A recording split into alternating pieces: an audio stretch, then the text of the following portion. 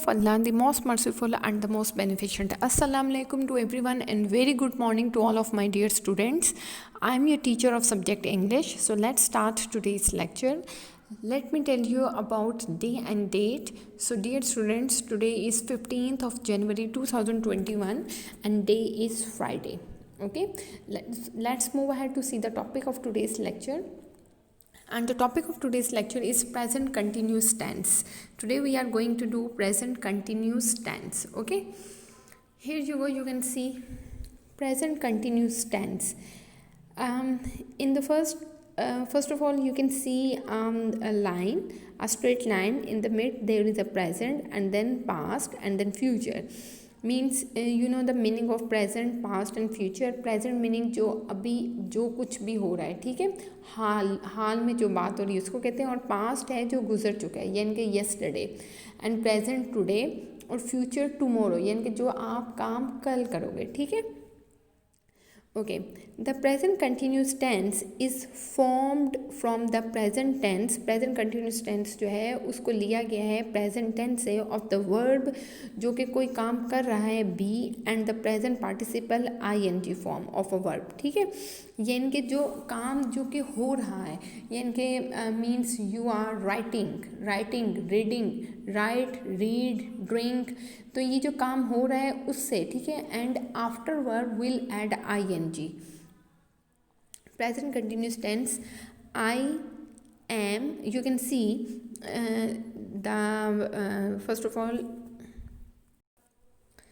Alright, so you can see here the subject is given in front of you, which are like noun or pronoun, like the name of a place, person, thing, or the thing which we used instead of noun. Like you can see here I, he, she, it, you, we, they. Okay, and then here you can see am, is, are. These are the helping verb plus verb ing. Okay, this is the recognisation of present continuous tense के इसमें subject है. Subject क्या है? What is subject? I, he, she, it, you, we, they. And then we use helping verb. Helping verb क्या है? M है, is है और आर है, प्लस वर्ब और I N G. This is the recognisation. ये सिंबल है इसकी. ठीक है, subject plus helping verb plus verb plus I N ji.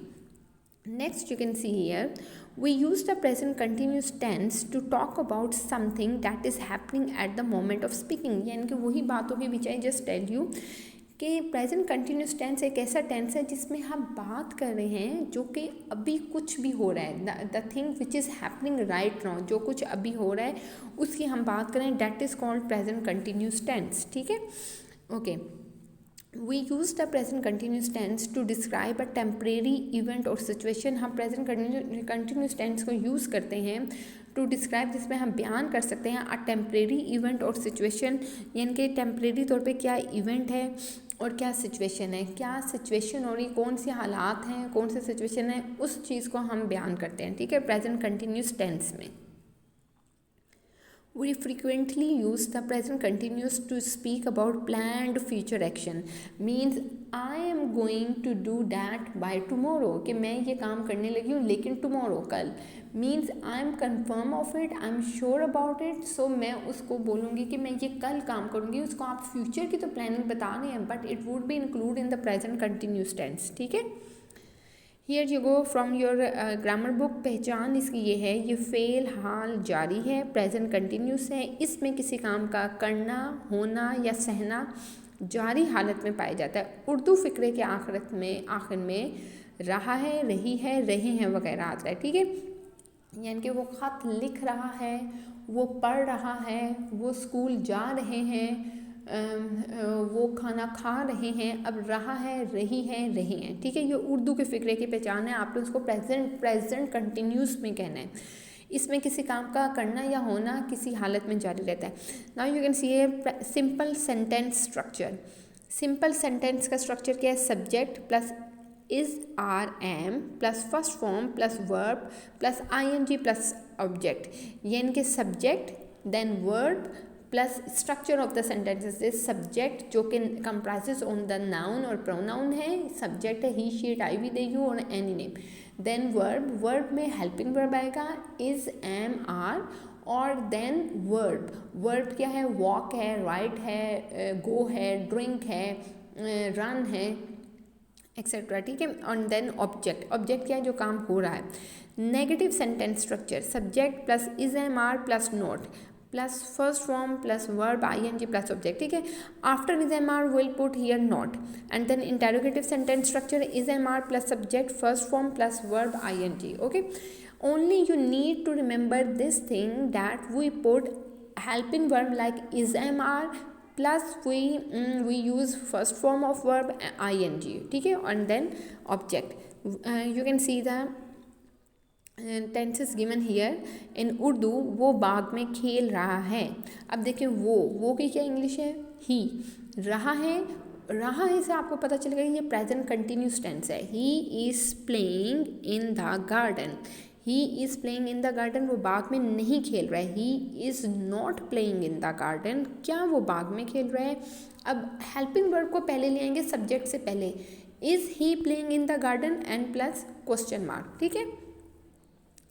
Number 4 sentence है, हम तुम्हारा इंतज़ार कर रहे हैं। वी आर, हम ज़्यादा है, we are waiting for you, हम तुम्हारा इंतज़ार नहीं कर रहे हैं। We are not waiting for you, क्या हम तुम्हारा इंतज़ार कर रहे हैं। Are we waiting for you, वो कपड़े धो रही है।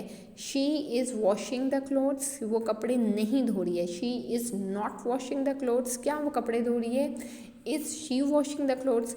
नेक्स्ट है आमना झूला झूल रही है। Amna is swinging the swing, ठीक है।